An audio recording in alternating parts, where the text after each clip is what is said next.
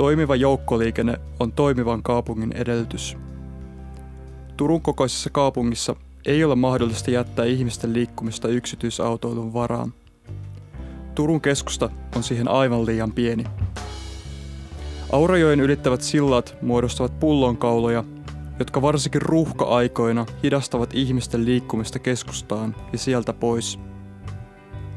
Turun keskusta ei voi enää kasvaa, mutta vaarana on, että yksityisautoilu jatkaa lisääntymistään.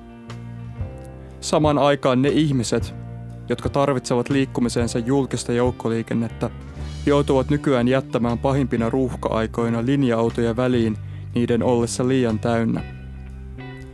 Turku on hieman hölmösti rakennettu. Suuret asuinalueet, kuten Varissuo, Lauste ja Runosmäki, on rakennettu kauas keskustasta. Samaan aikaan juuri näiden asuinalueiden ihmiset tarvitsevat julkista joukkoliikennettä kaikkein eniten.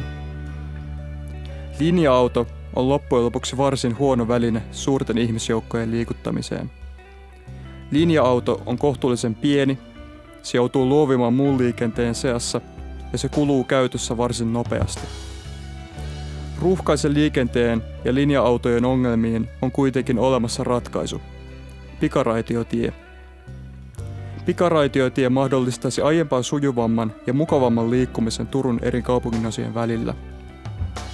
Raitiovaunujen matkustajamäärät voivat olla paljon suurempia kuin linja-autoissa. Ne voivat kulkea omilla raiteillaan paljon nopeammin kuin ruuhkiin juuttuvat linja-autot. Tämän lisäksi ne ovat paljon linja-autoja pitkäikäisempiä. Erässä kaupungin valmistelevassa suunnitelmassa ensimmäinen pikaraitiotielinja kulkisi Varissuolta Kauppatorin kautta Runosmäkeen. Jo yksin tämä linja helpottaisi joukkoliikenteen ongelmia Turussa. Linja ei kuitenkaan olisi vasta kuin alkua kattavan pikaraitiotieverkon rakennuksessa. Tämän syksyn kunnallisvaaleissa päätetään joukkoliikenteen tulevaisuudesta.